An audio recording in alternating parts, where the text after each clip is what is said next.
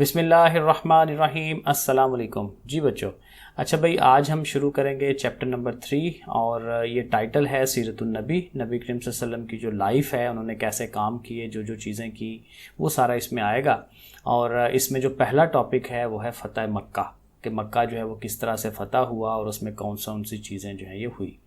Okay, तो इसको start करते हैं। उसी तरह से करेंगे कि पहले एक दफ़ा रीडिंग कर लेंगे, समझेंगे चीज़ों को, और साथ साथ फिर इसकी जो एक्सरसाइज है वो करेंगे। तो एक वीडियो में इंशाल्लाह कोशिश करेंगे एक टॉपिक की सारी चीज़ें हो जाएं। तो चलें शुरू करते हैं रीडिंग इसकी। 6 हिजरी में सुलह हदैबिया के मौके पर, अब देखें ये जो सुलह हदैबिया है ना, ये भी एक पूरी कहानी है, पूरा एक वाक़या है कि इसमें मुसलमान जो थे वो खाना काबा का तवाफ़ करने, हज करने के लिए जाना चाहते थे। गए वो लोग, लेकिन आगे से वो जो मक्का के रहने वाले लोग थे उन्होंने वो जो हज है वो नहीं करने दिया और रोक दिया मुसलमानों को। तो उसमें फिर वहाँ पे एक हुदैबिया के मुकाम पे एक सुलह का मुआहिदा जो है वो लिखा गया था मुसलमानों और काफरों के दरमियान। वो अलग बात है कि अक्सर मुसलमानों को लगा कि हम लोग तो दब के जो है वो ये इसकी शराइत लिख रहे हैं। तो नबी करीम सल्लल्लाहु अलैहि वसल्लम ने कहा था कि नहीं, मैं बेहतर जानता हूँ, ये सही हमारे हक़ में होगा। तो बहरहाल ये उस वाक़े की तरफ इशारा है कि सुलह हदैबिया हुआ था 6 हिजरी में कुफार मक्का और मुसलमानों के दरमियान। ठीक है, अब उस मौके पर वो बता रहे हैं कि अरब कबाइल में से बनु हुज़ा मुसलमानों के हलीफ बने, कि इन बनु हुज़ा ने कहा जी हम मुसलमानों के साथ रहेंगे। और बनु बकर जो है ये भी ज़ाहिर कबीले का नाम है, बनु हुज़ा भी कबीले का नाम है और बनु बकर भी एक कबीले का नाम है। सो बनु बकर ने कुरैश मक्का का साथ देने का ऐलान किया और ये माहिदा हुआ कि फ़रीक़ैन 10 साल तक एक दूसरे से जंग नहीं करेंगे। मुसलमान और कुफार जो हैं और दूसरे कबीले जो हैं ये आपस में नहीं लड़ेंगे। लेकिन 18 माह बाद बनु बकर ने अचानक सुलह का माहिदा तोड़ते हुए बनु हुज़ा पर हमला कर दिया और हरमे काबा में भी बनु हुज़ा पर लड़ाई मुसल्लत की। ठीक है, लड़ते रहे, बनु हुज़ा को ज़ाहिर कत्ल गारत उनकी करते रहे। बनु हुज़ा ने मुसलमानों से मदद मांगी क्योंकि ज़ाहिर है वो मुसलमानों के हलीफ थे। नबी करीम सल्लल्लाहु अलैहि वसल्लम ने कुरैश मक्का को 3 शराइत पर सुलह का पैगाम भेजा। अब ये देखें ना, ये पॉइंट होता है कि फ़ौरन ही एकदम से किसी पे लड़ाई जो है वो शुरू नहीं कर देते। ठीक है, पहले जो है कुछ पॉइंट्स बताया कि भाई ये चीज़ें अगर आप कर लेते हैं तो फिर ठीक है, वरना फिर ज़ाहिर है कि लड़ाई है। फिर कि या तो बनु हुज़ा के मकतूलों की दीत अदा करें। दीत ये होती है कि जो ज़ाहिर है कोई फौत हुआ है, किसी को मारा गया है, तो उसके बदले में जो है रुपया पैसा जो दिया जाता है, इसको दीत कहा जाता है। तो दीत अदा करें या मुआहिदा से दस्तबरदार हो जाएं या सुलह ख़त्म करके जंग का फिर ऐलान करें। तो ये 3 पॉइंट थे। तो कुरैश मक्का ने जंग करना कबूल किया। जाहिर है वो अपनी ताकत के नशे में कि भाई हम बड़े ताकतवर हैं, ये मुसलमान हमसे इस तरह बात कर रहे हैं तो हम लड़ेंगे इनसे। आहर 8 हिजरी 10 रमज़ानुल मुबारक को मुसलमान तकरीबन 10,000 के लश्कर के साथ मक्का मुकरमा के नवाह में जा पहुँचे। नवाह का मतलब कि इर्द गिर्द जो है वो पहुँच गए। तो ज़ाहिर है काफ़ी बड़ा लश्कर था, 10,000 लोग जो थे उनके साथ थे। मर्रुज़ ज़हरान के मुकाम पर नबी करीम सल्लल्लाहु अलैहि वसल्लम ने हज़रत खालिद बिन वलीद को मेमना यानी कि दायां हिस्सा यानी कि राइट साइड की तरफ, और हज़रत ज़ुबैर अलैहिस्सलाम को मेसरा बायां हिस्सा यानी कि लेफ्ट साइड की तरफ, और हज़रत अबू उबैदा को पैदल लश्कर का अमीर मुकर्रर फरमाया। तो ये 3 लोग थे जिनको जो है वो अमीर बनाया, कि बड़ा बनाया कि भी आपने इतने हिस्से का आपने ध्यान रखना है, इतने हिस्से का आपने। सो आप सल्लल्लाहु अलैहि वसल्लम का परचम हज़रत ज़ुबैर के पास था। आप नबी करीम सल्लल्लाहु अलैहि वसल्लम फरमा रहे थे, आज अल्लाह ताला काबा मुक़द्दसा को खसूसी अज़मत बख्शेगा और आज काबा को नया ग़िलाफ़ पहनाया जाएगा। ठीक है, तो ज़ाहिर है नबी करीम सल्लल्लाहु अलैहि वसल्लम को आइडिया था कि आज जो है वो मक्का फ़तह हो जाएगा। सो मुख्तसर झड़प के बाद इस्लामी लश्कर शहर मक्का में दाखिल हो गया, यानी आगे से ज़्यादा मुज़ाहमत फेस नहीं करनी पड़ी और वो जो है वो मुसलमान मक्का मुकरमा में दाखिल हो गए। कुरैश मक्का में से अबू सुफियान, बुदील बिन वर्का और हकीम बिन हज़ाम जैसे लोगों ने इस्लाम कबूल किया। ज़ाहिर ये सरदारों में से थे, बड़े लोगों में से, तो इन लोगों ने ज़ाहिर फ़ौरन इस्लाम कबूल कर लिया। नबी करीम सल्लल्लाहु अलैहि वसल्लम ने 10,000 के लश्कर की मौजूदगी के बावजूद सहाबा इकराम को हदायत जारी फरमाई कि जो शख्स पनाह तलब करे उसे पनाह दी जाए, औरतों और बच्चों पर तलवार ना उठाई जाए। देखें ना, जो पनाह तलब कर रहा है कि भाई ठीक है मैं नहीं लड़ता तो मुझे ना मारो, तो उसको आपने नहीं मारना। औरतों और बच्चों को भी ज़ाहिर नहीं मारना, क्योंकि वो तो ज़ाहिर लड़ाई में शरीक नहीं होते। और जो शख्स अबू सुफियान के घर पनाह ले उसको भी कुछ नहीं कहा जाएगा, यानी कि ये भी ज़ाहिर इज़्ज़त बख्शी है अबू सुफियान को कि उनके घर जो है जो भी बंदा चला जाए उसको भी आपने कुछ नहीं कहना। और जो हथियार डाल दें, यानी कि हथियार नहीं उठा रहे, तीर तलवार नहीं उठा रहे, या अपने घर का दरवाज़ा बंद कर दें, तो उन सब के लिए अमान है। तो देखें कितनी आसान शराइत जो है वो दी हैं कि भाई किसी तरह जो है खून बहा जो है वो ये ना हो और लोगों को जो है वो ज़्यादा से ज़्यादा माफ़ ही किया जाए। फ़तह मक्का के मौके पर हजूर अकरम सल्लल्लाहु अलैहि वसल्लम पर इंतहाई इज्ज़ो इनकसार के जज्बात गालिब थे। यानी कि देखें ना, वो अब उल्ट काम हो रहा है कि जो लोग ऐसे फ़तह मिलती है तो लोगों में कितनी अकड़ आ जाती है, कितना गुरूर आ जाता है कि भाई देखें जी हमने फ़तह कर लिया। और ज़ाहिर है कि ये कुफ़ार ने जितने जुल्म सितम किए हुए थे, कोई और इंसान होते तो वो तो ज़ाहिर है वो अपने बदले लेते सारे। तो इंतहाई इज्ज़ो इनकसार, आजिज़ी थी उनके अंदर, नबी करीम सल्लल्लाहु अलैहि वसल्लम के अंदर। और आप सल्लल्लाहु अलैहि वसल्लम अपनी ऊँटनी कुस्वा पर सवार थे और आप सल्लल्लाहु अलैहि वसल्लम का सरे अनवर ऊँटनी की कोहान को छू रहा था। कोहान होती है थोड़ी सी ऊंचाई वो बनी होती है ऊँटनी के ऊपर, तो आपका सर जो है उसको टच हो रहा था, इतना नीचे सर किया हुआ था नबी करीम सल्लल्लाहु अलैहि वसल्लम ने।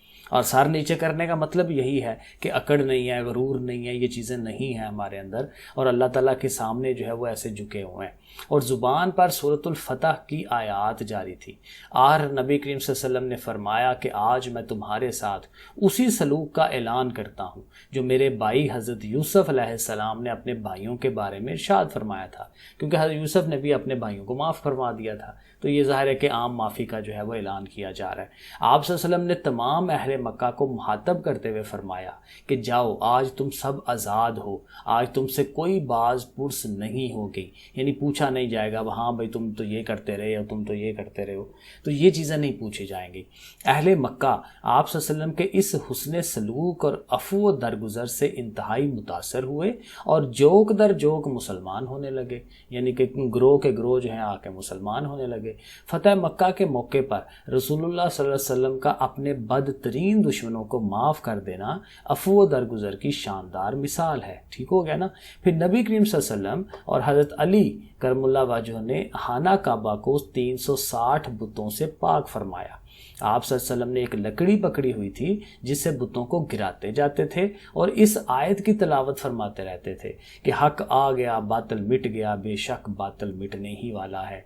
नबी करीम सल्लल्लाहु अलैहि वसल्लम ने बैतुल्लाह के अंदर 2 रकत नमाज पढ़ी और बाहर निकलकर खाना काबा की चाबी हज़रत उस्मान बिन तलहा रज़ियल्लाहु तआला अन्हु के सुपुर्द फरमाई।